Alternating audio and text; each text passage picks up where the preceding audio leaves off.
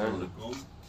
मैं election commission of Pakistan और regional election commissioner office Bahawalpur division और district election commissioner office Bahawalpur की तरफ से आप तमाम साहबान का मशकूर हूँ कि इंतहाई मुख्तसर नोटिस पर जो है आप तमाम साहबान यहाँ पे तशरीफ़ लाए और आज की जो इंतहाई अहम मीडिया टॉक और प्रेस ब्रीफिंग है इस हवाले से जो है आप यहाँ पे आए। आप तमाम साहबान का बहुत शुक्रिया। आप तमाम साहबान जानते हैं कि इलेक्शन कमीशन ऑफ पाकिस्तान एक आइनी इदारा है और इस इदारे की जो बुनियादी ज़िम्मेदारी है वो मुल्क के अंदर आम इंतखाबात, बल्दियाती इंतखाबात और सदर का जो इंतखाब है उसको कराना है। और दस्तूर पाकिस्तान के आर्टिकल 218 के तहत इलेक्शन कमीशन ऑफ पाकिस्तान की आइनी ज़िम्मेदारी है, कानूनी ज़िम्मेदारी है कि जो इंतखाबात कराए जाएँ वो साफ शफाफ कराए जाएँ और उन इंतखाबात को कराने में जो है अगर किसी किस्म की कोई रुकावटें तो उनको दूर किया जाए। अब जब ये तय हो गया कि इलेक्शन कमीशन की ज़िम्मेदारी जो है वो इंतखाबात कराना है तो इन इंतखाबात को कराने में इलेक्शन कमीशन के साथ बहुत सारे स्टेक होल्डर्स जो है वो इन्वॉल्व होते हैं। उसमें फेडरल गवर्नमेंट है, प्रोविंशियल गवर्नमेंट्स हैं, रियासत के मुख्तलिफ इदारे हैं, मीडिया है, इंटरनेशनल ऑर्गेनाइजेशन हैं, उसमें ऑब्जर्वर भी आ जाते हैं, पॉलिटिकल पार्टीज़ आ जाती हैं। लेकिन अगर हम इस तमाम सिलसिले को देखें तो इसमें अगर हम ये देखें कि इन तमाम स्टेक होल्डर में से सबसे अहम स्टेक होल्डर कौन सा है, इनकार नहीं हो सकता। फ़र्ज़ कर लें अगर मुल्क के अंदर सियासी जमातें ना हों तो फिर भी इंतखाबात हो जाते हैं। माजी में हमने देखा है कि गैर जमाती बुनियादों पर भी इंतखाबात हुए। अगर इंतखाबात को कवर करने के लिए इंटरनेशनल ऑब्जर्वर्स ना हो फिर भी इंतखाबात हो जाते हैं। एक स्टेक होल्डर इस पूरे प्रोसेस में ऐसा है कि अगर वो ना हो तो इलेक्शन का इनेकाद नहीं हो सकता। वो स्टेक होल्डर जो है वो वोटर है। अगर वोटर नहीं है तो फिर ये इंतखाबात नहीं हो सकते। इंतखाबात नहीं होंगे तो फिर जो है पार्लियामेंट जो है वो कंपोज नहीं हो सकती, हुकूमत बन नहीं सकती। अब वोटर के लिए जो है इलेक्शन कमीशन ऑफ पाकिस्तान की आइन के आर्टिकल 219 में ये ज़िम्मेदारी दी गई है कि वोटर की रजिस्ट्रेशन के लिए इलेक्शन कमीशन तमाम कौमी असम्बली, सूबाई असम्बली और बल्दियात के इलेक्शन में जो है इंतखाबी फरिश्ते जो है वो बनाएगा। अब इंतखाबी फरिश्ते जो है बनाना आइन के तहत, कानून के तहत इलेक्शन कमीशन की ज़िम्मेदारी है। इस वक्त जो मौजूदा इंतखाबी फरिश्ते हैं ये साल 2012 के अंदर इलेक्शन कमीशन ने तैयार की। उन्हीं के ऊपर जो है जनरल इलेक्शन 2013 का इनेकाद हुआ। 2013 के जितने ज़िमनी इलेक्शन हुए वो सारे इन्हीं फरिश्तों पर हुए। फिर आपको याद है कि 2018 के अंदर जो है वो आम इंतखाबात हुए। वो आम इंतखाबात भी इन्हीं 2012 वाली जो अपडेटेड हुई वोटर लिस्ट उनके ऊपर जो है वो जनरल इलेक्शन 2018 का इनेकाद हुआ। अब होता ये है कि जब एक दफ़ा ये इंतखाबी फरिश्ते बन जाते हैं तो इलेक्शन कमीशन इनको जो है फिर पीरियाडिकल रिवीजन इनकी कराता रहता है, क्योंकि ये ज़रूरी है कि जो इंतखाबी फरिश्ते हैं वो बहुत अहम हैं और साफ शफाफ इलेक्शन कराने में इनका बड़ा कलीदी किरदार है। तो ये गलतियों से पाक हों और एरर फ्री हों तो उसके लिए इलेक्शन कमीशन जो है वो पीरियाडिकल रिवीजन कराता है। मुल्क के अंदर जो होने जा रहे हैं उस सिलसिले में इलेक्शन कमीशन ने साल 2021 से जो है पीरियाडिकल रिवीजन का आगाज़ किया और हमने मुख्तलिफ जो सूबाई हुकूमतों के जो उनके स्टाफ है उनको हमने इंगेज किया। वो घर घर गए, वोटर लिस्टें लेके गए और अपना जो वोटर्स थे और उनके जो कवायद थे उनकी उन्होंने दुरुस्तगी की। वो कवायद हमारे पास आ गए। फिर इलेक्शन कमीशन ने उन कवायद को अपडेट करके उनकी डेटा फीडिंग करके जो इंतखाबी फरिश्ते हैं, जो गैर हतमी इंतखाबी फरिश्ते हैं, उनकी इशाअत की है। अब इस वक्त एक सबसे जो अहम मरहला इस वक्त चल रहा है वो ये है कि वो इंतखाबी फरिश्ते जो है वो डिस्प्ले सेंटर्स हमने इलेक्शन कमीशन ने पूरे मुल्क में बनाए हैं। इसी तरह अगर मैं अपने डिवीज़न की बात करता हूँ तो बहावलपुर ज़िला, रहमियान खान ज़िला और बहावल नगर ज़िला के अंदर जो है ये डिस्प्ले सेंटर जो है हमने कायम किए हैं। डिस्प्ले सेंटर्स का मकसद ये है कि वहाँ पर जो गैर हतमी इंतखाबी फरिश्तें पड़ी हैं तो जो हमारे शहरी हैं, जो वोटर्स हैं, वो अपने मुतलका इलाका के डिस्प्ले सेंटर पे जाएं। ये डिस्प्ले सेंटर ज़्यादातर जो है स्कूलों के अंदर बनाए गए हैं, जो मुख्तलिफ इलाकों के अंदर स्कूल वाक़ हैं वहाँ पे बनाए गए हैं। अवाम की सहूलत को मद्देनज़र रखा गया है। वहाँ पे हमारा स्टाफ जो है वो मौजूद है और 8 बजे से लेकर 4 बजे तक बग़ैर किसी वक्फे के, और उसमें हफ्ता इतवार का दिन भी शामिल है, वो बैठते हैं। और ये जो है 19 जून तक ये प्रोसेस जो है जारी रहेगा, ता वक्त है कि इलेक्शन कमीशन उस तारीख में जो है कोई एक्सटेंशन कर दे। अब ये है कि आज की जो मीडिया टॉक है, जो आज की प्रेस ब्रीफिंग है, इसका अंदर अपने शहरियों के अंदर एक अवेयरनेस पैदा करे कि वोट का हक आपका आइनी हक है, कानूनी हक है, वोट की रजिस्ट्रेशन आपका कानूनी हक है। अगर आप पाकिस्तान के शहरी हैं और आपकी उम्र 18 साल या उससे ज़्यादा है और आपने नादरा से जो है अपना शनाख्ती कार्ड जो है वो अपना बनवा लिया है, तो आप अपने शनाख्ती कार्ड के मौजूदा पते पे या मुस्तकिल पते पे जो है आपका आइनी हक है कि आपका वोट का जो है इंदराज हो। अब इसमें 3 तरह की चीज़ें जो है वो डिस्प्ले सेंटर्स पे जो है वो दी गई हैं। बाकी मैं डिटेल्स आपको बाद में बताऊंगा कि हमारे डिवीज़न में कितने डिस्प्ले सेंटर जो है बने, वो डिटेल मैं आपके साथ शेयर करूंगा। अब उसमें यह है कि शहरियों ने आना है। एक तो हमारी SMS सर्विस है 8300, वो इस वक्त एक्टिव है और बिल्कुल अपडेटेड है, और हमारी शहरियों से इल्तमास है कि 8300 पे जो है एक SMS करें, अपने शनाख्ती कार्ड की जो डिजिट है वो उस पर सेंड करें। वहाँ से फिर 8300 तो वापस जो है वो एक मैसेज आएगा, रिप्लाई आएगा कि अगर आप रजिस्टर्ड वोटर हैं पाकिस्तान में किसी भी इंतखाबी इलाके में, तो वो उसकी डिटेल सारी उस पर आ जाएगी। शहरियों को अंदाज़ा हो जाएगा, पता लग जाएगा कि आया वो एज वोटर रजिस्टर हैं या नहीं है। अगर रजिस्टर्ड वोटर हैं तो आया उनका वोट जो है वो दुरुस्त उनके इंतखाबी इलाके में है। अगर तो दुरुस्त है तो फिर अब कोई परेशानी वाली बात नहीं, एक नॉर्मल बात है। अगर वो समझते हैं कि उनके मौजूदा पता या मुस्तकिल पता पे उनका वोट दर्ज नहीं है, या जहाँ वो दर्ज वोट रखना चाहते हैं वहाँ पे नहीं है, तो फिर उनसे फिर गुजारिश है कि अपने मुतलका डिस्प्ले सेंटर पे जो है वहाँ पे जाएं और फॉर्म नंबर 15 जो है, फॉर्म नंबर 15 इलेक्शन कमीशन का एक फॉर्म है, फॉर्म नंबर 15 वहाँ पे वाफिर मिकदार में मौजूद है, उसको वो पुर कर और जो डिस्प्ले सेंटर इंचार्ज है उसके हवाले कर। अगर किसी ने अपने वोट को डिलीट कराना है या किसी वोटर की एंट्री के ऊपर उसको एतराज़ है, तो उसके लिए फॉर्म नंबर 16 है, वो भी डिस्प्ले सेंटर पर मौजूद है। उसी इंतखाबी इलाके का जो वोटर है वो वहाँ पर जाकर वो अपना फॉर्म नंबर 16 पुर करके अपना एतराज़ जमा करवा सकते हैं। उसके अलावा जो कवायफ होते हैं, जैसे नाम है इंतखाबी फ्रेस के अंदर, उसमें उम्र भी होता है, उम्र भी लिखी होती है, वल्दियत या ज़ौजियत भी होती है, उसके अलावा एड्रेस भी होता है। अगर किसी वोटर का या शहरी का कोई कवायफ दुरुस्त नहीं है और वो दुरुस्ती करवाना चाहता है, तो फॉर्म नंबर 17 जो है वो डिस्प्ले सेंटर पे मौजूद है, वो वहाँ पे जाके वसूल कर लेंगे। उसके अलावा जब ये डिस्प्ले सेंटर का प्रोसेस मुकम्मल हो जाएगा, फिर पूरे मुल्क के अंदर रिवाइजिंग अथॉरिटीज़ इलेक्शन कमीशन में जो है वो अपॉइंट कर देंगे। उसकी डिटेल भी मैं आपको बता दूंगा।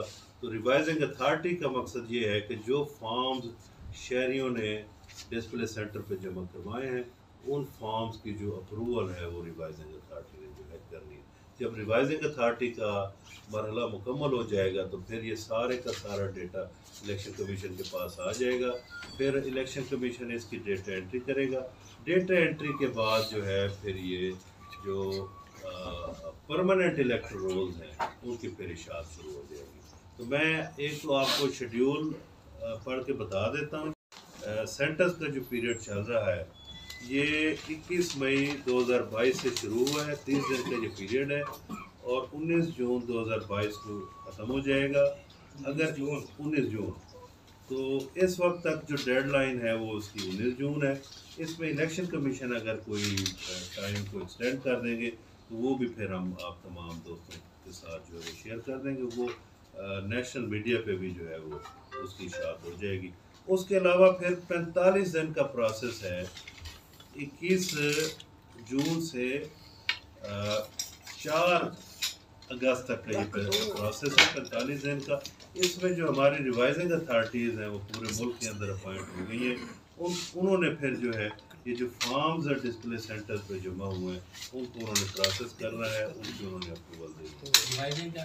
रिवाइजिंग अथॉरिटी इसको उर्दू में हम कहते हैं हाकिम नज़रसानी। नज़रसानी कमेटी कर जी, नज़रसानी, हाकिम नज़रसानी। अच्छा, जो फाइनल इलेक्टोरल रोल्स है इनकी जो इशाअत है वो 12/8/2022 है। 12/8/2022 तक जो है इलेक्शन कमीशन ने जो परमानेंट इलेक्टोरल रोल्स हैं उनकी इशाअत कर देनी है। 12/8 जी हाँ 2022 नीचे करके रख दें, 2022 नीचे नीचे कर दो। अच्छा, भावलपुर डिवीजन में 3 अजला आते हैं, भावलपुर, भावलनगर, रहीम यार खान। मैं डिस्ट्रिक्ट वाइज डेटा जो है वो आपके साथ शेयर कर देता हूँ। भावलपुर ज़िला पे आए तो इसकी जो आबादी है इस वक्त वो है 36,69,176 और इस वक्त जो रजिस्टर्ड वोटर्स हैं भावलपुर ज़िला के 36,69,176 ये भावलपुर ज़िला की कुल आबादी है। इसी तरह जो वोटर्स हैं भावलपुर ज़िला के उनकी तादाद है जी 22,46,456 रजिस्टर्ड वोटर 22,46,456 ये आपको प्रोवाइड कर देते हैं। अच्छा, छः रिवाइजिंग अथॉरिटीज़ जो है वो काम करेंगी भावलपुर ज़िला में और 297 डिस्प्ले सेंटर्स जो है वो बनाए गए हैं भावलपुर ज़िला में, जहाँ पे जो हमारी जनरल पब्लिक है, जो पाकिस्तानी शहरी हैं, जो वोटर्स हैं, वो जाकर अपनी मुतलका इंतखाबी फहरिस्त में जो है अपना नाम चेक। सर इनकी लोकेशन क्या है? 297 लोकेशन हमारे पास मौजूद हैं, वो हम लोकेशन भी जो है उनकी आपके साथ 297 डिस्प्ले सेंटर्स हैं रीजन भर में या डिस्ट्रिक्ट जी। अगर हम आ जाए जी फिर भावलनगर ज़िला पे, तो भावलनगर ज़िला की कुल आबादी 29,75,656 है। 29,75,656 75,000 जी 29,75,656 भावलनगर ज़िला की आबादी है। और भावलनगर ज़िला के जो रजिस्टर्ड वोटर्स हैं इस वक्त उनकी तादाद है जी 17,54,334 ये भी कम है ना कि as compare to district Bahawalpur. Bahawalpur ज़िले की आबादी 36 लाख है और भावलनगर की 29 लाख है। अब देखें ना, भावलपुर ज़िला में कौमी असम्बली की 5 सीटें, भावलनगर में जो है 4 सीटें। एक देखें ना, एक कौमी असम्बली का फर्क है पूरा। अच्छा, इसी तरह भावलनगर ज़िला के अंदर 5 रिवाइजिंग अथॉरिटीज़ कायम की गई हैं और डिस्प्ले सेंटर जो है भावलनगर ज़िला में वो 409 है। अच्छा, 400 हाँ, ये ज़्यादा इस वजह से है कि वहाँ पे कंजस्टेड आबादी कम है, आबादी फैली हुई है। अच्छा, एरिया के अंदर आबादी एरिया ज़्यादा वहाँ कवर किया हुआ। एरिया तो भावलपुर ज़िले का ज़्यादा है, लेकिन भावलपुर ज़िले के अंदर जो आबादी है, आबादी यानी कंजस्टेड आबादी ज़्यादा है। डिस्प्ले सेंटर कितने जी 409 है। अच्छा, वहाँ 409 है, यहाँ 297 है। भावलपुर में 297 297। इसी तरह अगर हम देखें रहीम यार खान ज़िले को, तो रहीम यार खान ज़िले की कुल आबादी 48,07,000 7,762 है।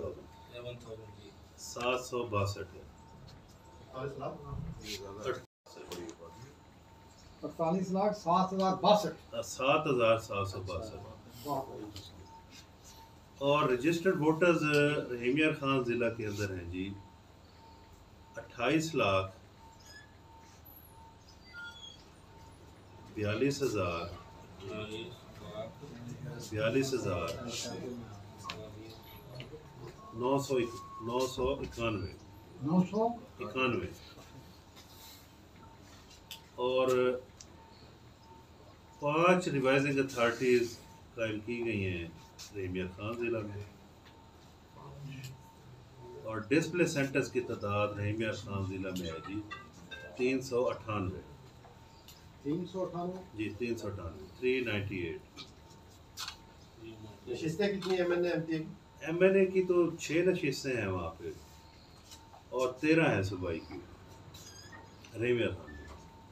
अच्छा, अब अगर हम भावलपुर डिवीजन की बात करें तो भावलपुर डिवीजन की कुल आबादी जो है, ये 3 अजला की कुल आबादी जो है 1,14,52,000 1,14,594। इसी तरह जो टोटल रजिस्टर्ड वोटर्स हैं जी, टोटल जो रजिस्टर्ड वोटर्स हैं भावलपुर डिवीजन में, उनकी तादाद है जी 68,43,781 और रिवाइजिंग अथॉरिटीज़ टोटल 16 हैं पूरे डिवीजन में, और डिस्प्ले सेंटर जो है वो 1,104 है।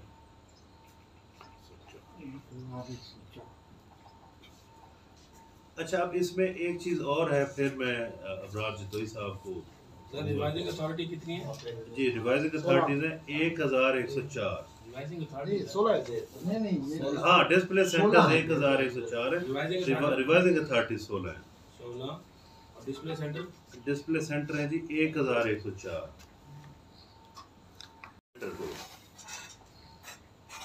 अब अगर कोई शहरी कोई मुश्किल महसूस करता है अपने डिस्प्ले सेंटर तक पहुंचने में, तो इलेक्शन कमीशन ने उसको रियायत दी है कि वो अगर अपने ज़िला इलेक्शन कमिश्नर के दफ्तर में भी चला जाए तो वहाँ पर भी वो अपना फॉर्म जमा करवा सकता है।